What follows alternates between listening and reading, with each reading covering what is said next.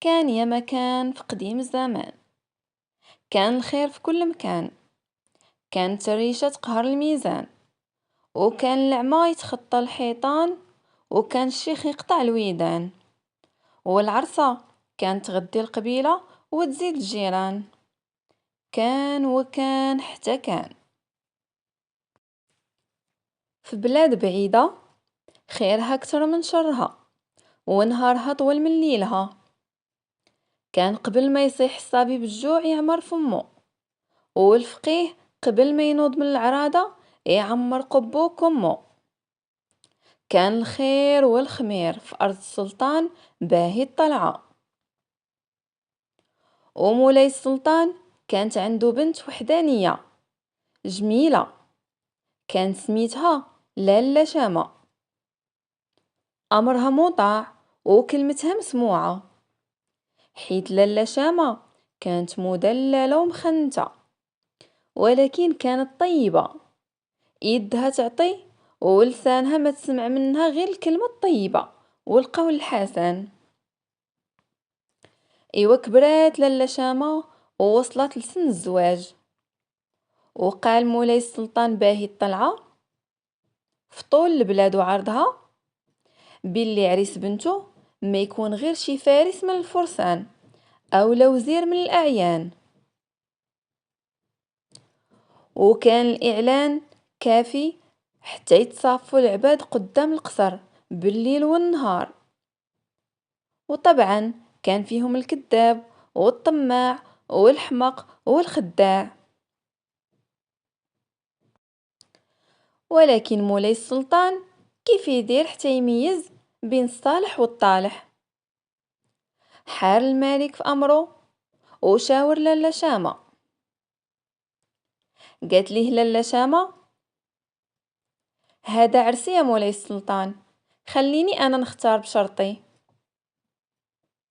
وفي واحد الدوار بعيد على المدينة وصل الخبر، والناس بحال إلا ما سمعوش، حيت ما فيهم لا فارس ولا وزير، كل شي معدوم وفقير، اللي حرث النهار يحصد الليل. ولكن واحد الشاب من شبان الدوار كانت سميتو امير، حيت كان امير بالاخلاق ديالو والشهامه ديالو. سمع الخبر وبات الليل كامل سهران، وكيقول مع راسو: علاش لي ما نكونش انا هو؟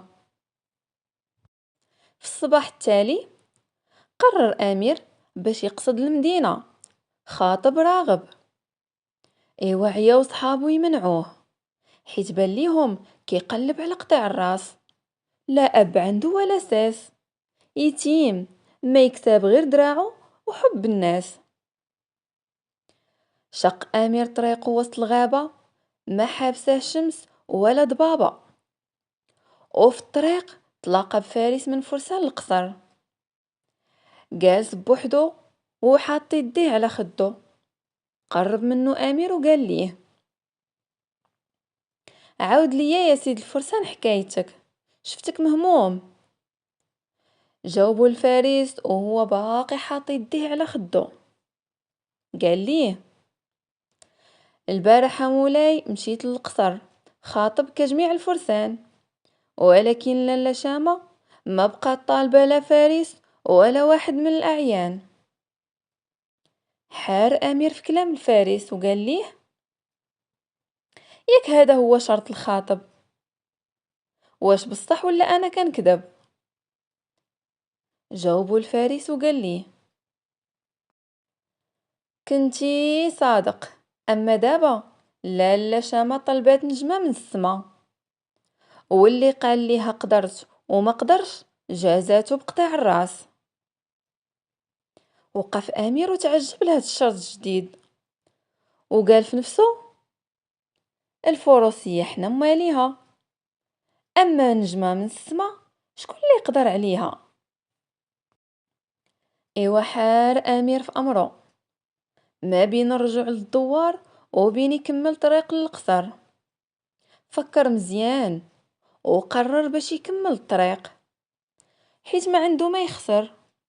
الفقر راه عايش فيه، والموت واحد النهار غدا تدق عليه. ايوا ملي وصل سيادي للقصر حبسوه الحراس لقلة شانو. ايوا على صوتهم وعلى صوته حتى وصل الصوت عند لاله شامة. طلات عليهم وقالت ليهم خليوه ويكون اخر ضيافي في هاد النهار. ايوا ملي شاف امير لاله شامة تسمر في بلاصتو، حيت كانت جمل من داكشي اللي كان كيتصور. قال ليها الا خليتيها حتى 1000 نجمة انا قابل. تعجبت لاله شامة من كلامه وقالت ليه واش ظنيتي النجوم ساهلة؟ من غير السما راك ما تلقاها عند حتى تاجر ولا قافلة. خرج امير من القصر وتسنى الليل يطيح. ايوا غير ظلام الحال طلع فوق الجبل في المدينة وبانت ليه النجوم في قبضة يدو، وعيا ما ينقز هنا وهنا. امير كان كيحسب ليه باللي راه هادشي ساهل، غير طلع الجبل وجيب النجمة. ولكن دابا ولا كيشوف نجاتو نعمة. ايوا جلس حاير في امرو. اش هاد الورطة ورطت راسي، كون راني في داري ومطيب نعاسي. ايوا شمية سمع واحد الصوت ديال شي خطوات قريبة منه. تلفت هو يلقاه واحد الراجل كبير. قرب منه وجلس حداه. قال ليه امير حتى انت مولاي الشيخ جاي تخطف نجمة؟ شاف فيه الشيخ وتبسم وقال ليه حتى الا خطفت النجمة واش لاله شامة تقبل عليا وانا شيخ كبير ولحيتي بيضة؟ سمع ولدي امير، انا ساحر هاد المدينة، كنعيش اخر ايامي وبغيت تكون خاتمتي خير، حيت شري في الناس كان كتار من خيري. وانا عرفت الورطة اللي حطيتي راسك فيها، هاك خود سلهامي وطار النجمة. قال ليه امير واش كتهضر بصح؟ واش كلامك بصح؟ واش هادشي اللي قلتي على سلهامك بصح؟ ايوا عطيني نجرب. خدا امير سلهام وطار في الظلام. كان فرحان حيت غير شويه وتكون نجمه بين يديه. وفعلا ها هما النجوم. وبدا سيادي كيتخير وتخير احسن وحده في السما.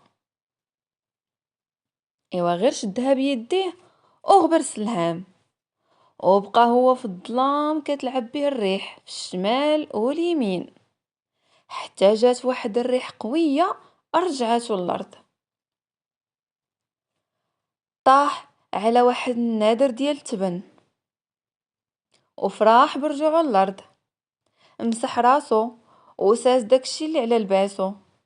ايوا لقى بلي الريح رماتو في واحد البلاصه بعيده على المدينه وكتسناه طريق طويله باش يرجع. شنو غادي يدير امير؟ العيا والليل بدا كيطيح. ايوا صافي قرر باش يبات الليله حدا داك النادر ديال التبن اللي كان هو سبب في نجاتو. في الصباح اول حاجه دارها هي طلع على ديك النجمه واللي عليها كدور الحكايه. ملي لقاها سجد وشكر مولاه ومولاها.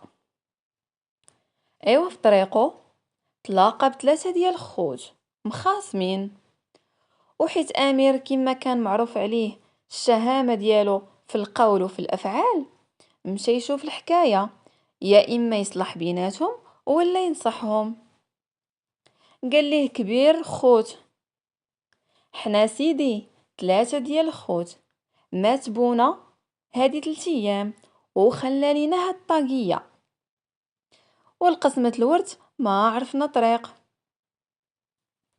قال لهم امير: طاقية قديمة، ما تستاهل لا خصومة ولا شتيمة، صدقوها وتكون خير ليكم. جاوبو كبير الخوت وقال ليه: طاقية سيدي قديمة بسرها، ما تعرف لا ليل ولا نهار، واللي حطها في راسو ما يبان ليه آثار. تعجب امير من هاد الطاقية ويقول: ولا كان هذا سرها لابد من تجريب. خدا امير الطاقية وحطها على راسو وغاب ليه الاثار. قال لهم: واش كان بان ليكم دابا؟ جاوبوه الخوت: لا. قال لهم امير: ديروا باللي الطاقية عمرها ما كانت، ورجعوا لصفاكم. ومشى امير كمل طريقه للمدينة داير الطاقية فوق راسو. وهو غادي في الطريق لقى عاوتاني 3 ديال الخوت مخاصمين. حي الطاقية من راسو قصدهم باش يصلح بيناتهم او لا ينصحهم. قال ليهم: علاش الخصومة بين الخوت راها حشومة.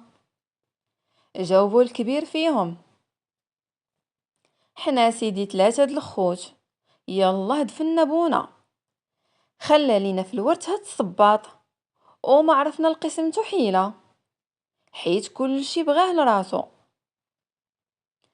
قال لهم امير: الصباط راه باين ليا البلا كلاه وما بقى فيه خير، لا اللي باعو ولا اللي شراه. قال ليه كبير الخوت: اسيدي هاد الصباط حكايته عجيبة، حيت غير كتلبسو الطريق البعيدة كتولي قريبة. جاوبو امير وقال ليه: الا كان غير على هاد الحال اعطيوني نجربو نعطيكم الحل. قال ليه كبير الخوت: هاك جربو، ولكن راه الا هربتي هاد النبل كيتسناك. غير لبس امير الصباط في رجلو وتبعو الطاقية في الراس، وهكذا فاز امير بالطاقية والصباط وصالح الخوت. امير فرحان، النجمة في الجيب، طاقية في الراس، والصباط في الرجل، وغير تبان ليه المدينة علامة يشدها بجري حتى لعند لاله شامة. في طريقو عاود لقى 3 د الخوت مخاصمين. شاف فيهم وقال في خاطرو: اش من صيد تمين تاني هذا. قرب منهم وسولهم: ليش الخصومة الخوت؟ مات بوكم واش خلى ليكم؟ واش من عجب فيه؟ جاوبو كبيرهم والدهشة في عينيه: اذا انت ما تكون غير شي حكيم وبأمرنا عليم. سمعنا وقسط بيناتنا. قالوا له: مات بونا وخلى عصا. بونا كان من الفرسان وكانت نافعة هاد العصا في الحياة. إلا في نهار الحرب خافوا الفرسان ودخل بيناتهم الخذلان، غرس العصا في الأرض، وبإذن الله كيتقلب الخذلان لنصر كبير يفرح به الشيخ والصغير. كيف نديرو في هاد القسمة؟ جاوبهم امير: في هاد العصا كاينه علامه، وفي العلامه سر القسمه. اراو لي نشوف العلامه ونرد عليكم. غير شد امير العصا بيديه وحط طاقيه في راسو وما بقى بان ليه اثار. الخوت ما كانوش عارفين سر الطاقيه. ملي غاب امير قالوا هذه هي العلامه، وصفات القلوب وهدات النفوس. دازت ايام وايام وامير في طريق للمدينه، عياه الجوع والعطش. وفي وسط الغابه بانت ليه واحد الدار قديمه، الشجر داير بيها والفراخ كتغني ليها. قرب ودق الباب وقال: ضيف الله الجواد. ولكن ما جاوبه حتى واحد. دفع الباب وتسنى الجواب. وفي ديك اللحظه خرجات ليه واحد الجنية بواحد الشعكاكة، غوتات في وجهه. كيفاش حتى دخلتي لبيتي؟ غلطتي ولا نسيتي؟ اليوم لحمك عشال وليداتي، وجلدك البنديري مواتي. خاف امير وبالزربه لبس الطاقيه وغبر للجنيه. الجنيه حسباتو جن بحالها وقالت ليه: بانوا عليك لامان. ايوا حيد امير الطاقيه وقال لها: عاونيني وما تكون ليك اذيه، عاونيني نوصل لرجايه. قالت ليه الجنيه: ما عندي ليك جهده ولدي، وليداتي يومين بالجوع، وانا نخرج من بيتي ممنوع. الخير اللي ندير فيك هو نعطيك هاد الرخ الكبير اللي غادي يطير بيك فين ما بغيتي. في السما امير طاير كيشوف المدينه من السما، مكشوف سرها، باين عيبها وزينها. ولكن شاف المدينه في حاله ما هي حالتها، الطرقان خاويه، غير الحيوط والريح، بحال الا زارها شي مرض قبيح وخدا روح السقيم والصحيح. أمر امير داك الرخ يهبط في سطح القصر ويعرف اش واقع في المدينة. دخل البيت ولقى لاله شامة في السرير باكية وحزينة. سولها امير والدهشة في عينيه: اشنو واقع على لاله شامة؟ فين هما اهل المدينة وسكان القصر والخدامة؟ جاوباتو لاله شامة: كلهم في ساحة الحرب، الرجال والنساء، الكبير والصغير. العدو هاد المرة ناوي ياخد البلاد ويدمر اللي بنينا وبناو الجداد. والخبار اللي جات اليوم قالت باللي جيشنا ما بقى عنده جهد، جيش العدو كتير وما عنده حد. ايوا بالزربة ركب امير وطار، طار لساحة الحرب قبل ما تشيع الخبار ديال الخسران. وصل امير للمكان وكان فعلا الجيش على حافة الخسران. أغرس آمر العصا في الأرض وكل شي تقلب، كل شي دار على راس العدو. الجيش هربان والملك تلفان. ايوا جيش مولاي باهي الطلعة قتل وسبى وغنم، وتقلبات الخسارة لنصر كبير ما كانش في الحسبان. في اليوم التالي وقدام مولاي باهي الطلعة ولا شامة، دخل امير خاطب راغب وخرج النجمة من جيبه. النجمة كانت لامعة وساطعة، نورها عمر المكان كامل. ايوا قبل مولاي باهي وقبلات لاله شامة. قال ليه مولاي باهي: لو كانت الخطبة بلا نجمة انا قابل لكل ما درتي لهاد البلاد السعيدة.